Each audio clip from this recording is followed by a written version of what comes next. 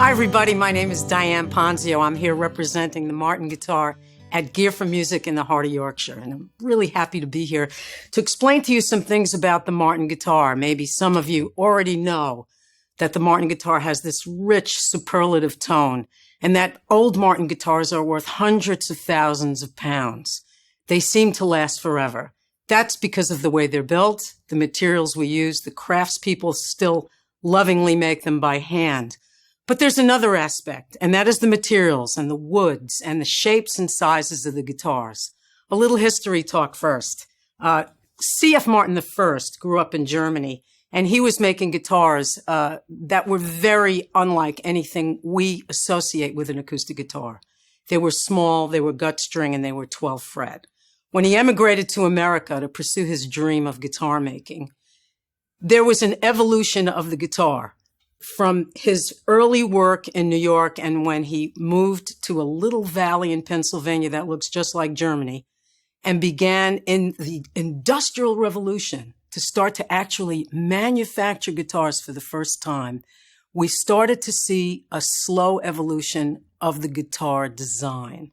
Now, one of the things that we're very proud of, and I know this is a drop in the bucket in English history, but for 182 years, this has been the longest continually run family business in guitar making. We are the oldest guitar makers in the world and one of the oldest run family businesses in America.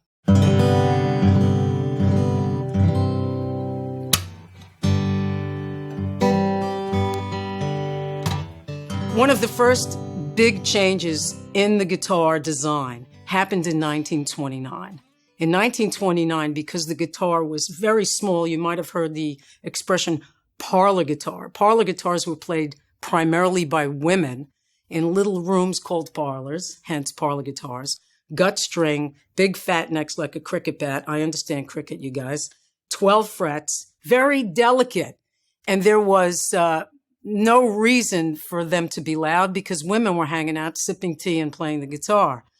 But a musical fad in America in the 1920s made Martin change that design. The musical fad was the performances given by the most popular music of the day in the 1920s in America, the banjo and mandolin orchestra. Now try to get your head around that because I always consider it the first heavy metal.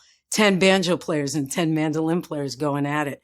And there was one very famous banjo player who wanted to play guitar with the banjo and mandolin orchestra, but was very frustrated by those little parlor guitars. But because all music was acoustic and there were no amps or PAs, he actually begged the Martin Company, and he was famous, so they listened to him, to make him a guitar that would play like a banjo. So in 1929, they designed a guitar for a banjo player to play with the banjo and mandolin orchestra. And because he was going to play with that orchestra, they nicknamed the guitar the orchestra model. In 1929, Martin Guitar came up with the OM orchestra model, Style 28, which designates, and I'll get to that in a minute, the woods. Now, this guitar, we now call this guitar basically a small body guitar. But in 1929, this was like a mariachi guitar and the first real steel string guitar that became a standard. The most amazing aspect of this guitar was it was the first standard steel string guitar to be attached the neck and the body at the 14th fret. This became a standard in the industry. Almost every acoustic guitar today copies that 14th fret neck attachment.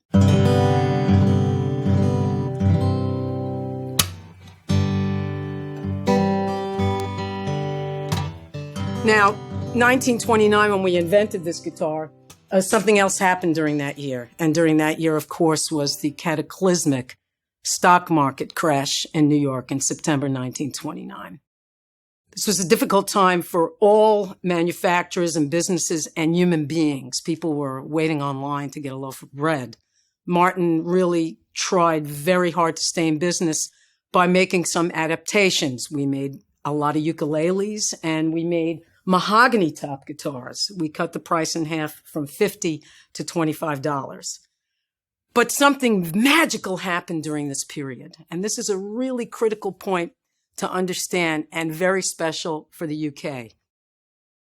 When people feel bad, they write songs. And during the Depression, a new music was born. It gave voice to the despair of the Depression.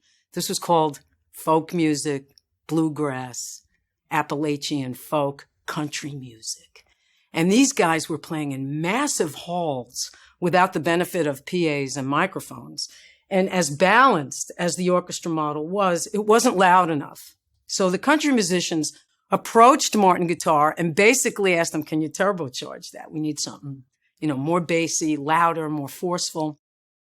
And now Martin had a really fantastic, fantastic opportunity. The story, as I heard it from C.F. Martin III, who I was lucky enough to meet before he passed away, his passion, besides making Martin guitars, of course, was British history. He was an Anglophile. So when they designed this big, loud, bassy guitar for the country musicians, he wanted to give it a special nickname in accordance with his hobby. So since it was the biggest guitar they ever built, they named it after the biggest class of British battleships used in World War I, the dreadnought. And this was, you can imagine the country musicians must have been freaking out. Yeah, this was loud, bassy, powerful. And this dreadnought guitar, the Fear Nothing, became the standard Western guitar. I would like to have 1p for every dreadnought copy I've seen in my life.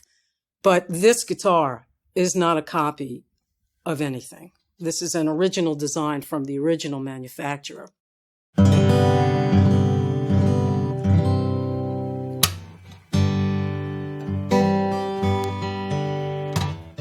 Martin Guitar has pioneered a trio of achievements that literally every steel string acoustic guitar maker in the world copies. The particular way they brace the tops, called X-bracing, the 14-fret steel string neck that you saw just before in the orchestra model, and of course the iconic dreadnought shape. One of the things that we're actually very concerned with and really are dedicated to is sustainable woods. We, as a company, are aware of the dwindling natural resources on planet Earth and are making a concerted effort to use everything but the squeal. About 10 years ago, there was a movement in the company to try to use wood particles that were the byproduct of guitar production using the really traditional tone woods. That's what the X-Series Martin guitar is. You've heard about this HPL. HPL stands for high pressure laminate. Basically, this is compressed wood particles at such a high temperature and at a high heat that the resin actually creates a glue-like surface, and we could actually make sheets of this high-pressure laminate. The neck is not the hand-carved, genuine South American mahogany neck that you'll find on most of the Martin guitars, but rather this are layers of wood glued together. This material is actually very much stronger than mahogany. It is so strong we can't hand-carve it. We have to cut it with a diamond cutter. The fingerboard and bridge, doesn't it look amazingly like ebony? Yet it's called rich light. It's compressed wood fiber with some black dye. This has a fantastic benefit. It should not be poo-pooed next to ebony because the idea of ebony on a guitar is the same as a piano, to give sustain. Why? Because ebony is very dense, but it's heavy. The thing about rich light, it's more or as dense as ebony, but lighter in weight and stable. So when you have temperature changes, sub-Saharan ebony freaks out, but rich light won't. So what does this kind of alternative guitar sound like? Sounds like a Martin. And the reason it sounds like a Martin is because it's got a quarter-sawn, book-matched Sitka spruce top with Martin X-bracing.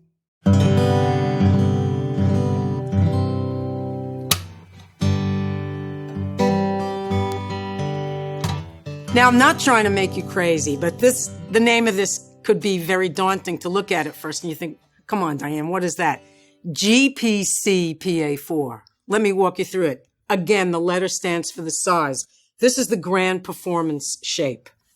The C stands for the cutaway. Cutaways are actually not a feature we've known to have on our standard series, but this is the PA. This is where the PA comes from, the Performing Artist Series. This series of Martin guitars have been designed from the bottom up to be a dedicated acoustic electric without sacrificing incredible acoustic tones. So you first have a great acoustic guitar, quarter sawn, book match, Sitka spruce top, Sapele back and sides, select hardwood neck. But look, this is where it starts to get exciting. We've never actually carved the neck with this taper until the Performing Artist Series. So it's as comfortable here as it is here. We have little great things for the player like the separation of the end pin jack and the strap button. And also Fishman has come up with this fantastic analog package where you have a onboard tuner, whether it's plugged in or not, volume, phase, and EQ. This is the kind of guitar you want to be able to gig with, record with, and write on. It's a fantastic songwriting tool. GP, Grand Performing, C, Cutaway, PA, Performing Artist, the 4th series. We make it in a lot of different woods and finishes. The Performing Artist Series, check it out.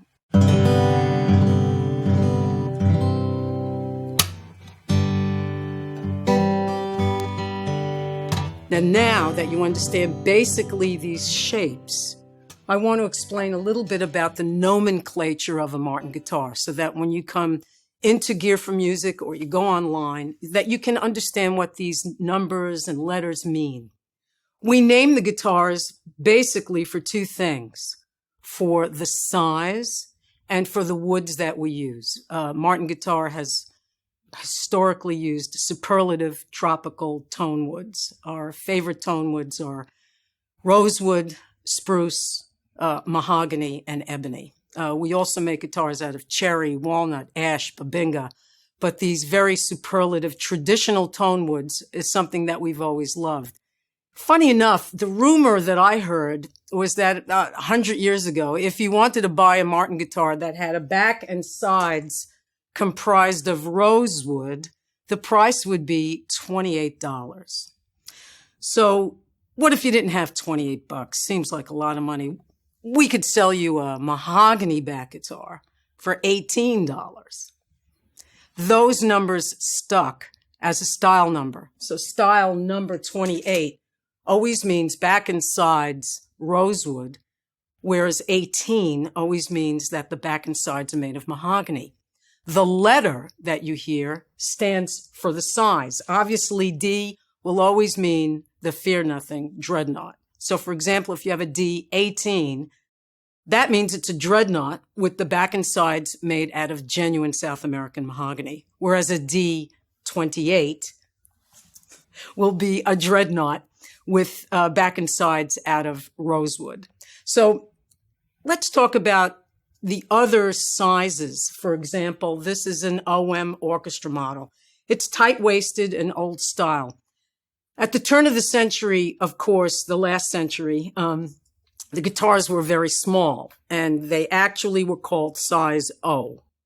As they became bigger, Martin just added an O to indicate that the guitar was growing bigger. So it was O, double O, triple O. Now a triple O, O, this is the guitar Eric Clapton plays. So this is a guitar that you know and love and have associated when you've seen him play on MTV Unplugged. That shape is actually the same shape as the orchestra model.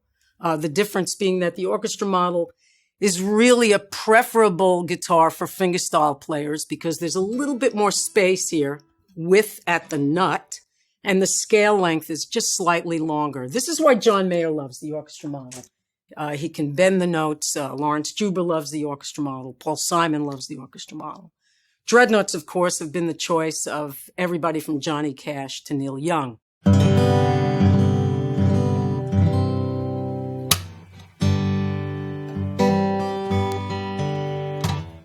We have some very special guitars I want to show you just to give you an idea of some of the things that we're capable of these days. Here's a triple O. Okay, so this is the old style tapered shape. This is actually completely made of genuine South American mahogany, back, sides, top. Neck, of course, our necks are hand-carved. The bridge and the fingerboard are Indian rosewood. And the guitar has a different voice because it's mahogany. Now, I got to tell you, one time Martin asked George Martin, the fifth Beatle, to design a Martin guitar. And he spec'd the guitar with back and sides of mahogany. And the reason being that mahogany is very clear-voiced. And when you record it, you basically set everything flat and you're home and hosed. Whereas rosewood is very warm and bassy, the traditional big, bassy, harmonic tones. And that's a little more arduous to record, but delicious in tone.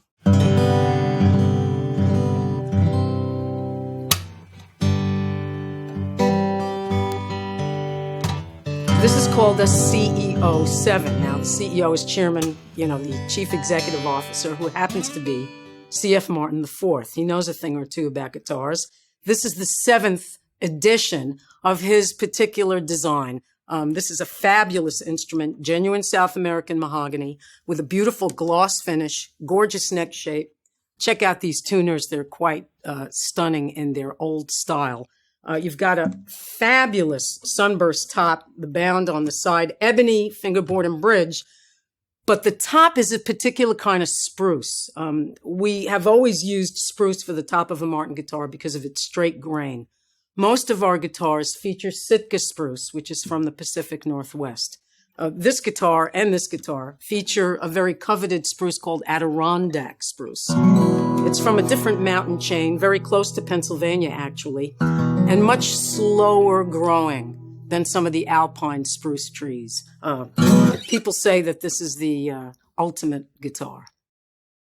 I implore you, you got to come in here and try some of these guitars. They have a fantastic selection here and very knowledgeable people to help you hear the differences, feel the differences. We've got guitars with a lot of different neck shapes, a lot of different feels. So whether you're a big person, a little person, or a big person who wants a little guitar, or a little person who wants a big one, we got you covered. Thanks a lot. See you soon.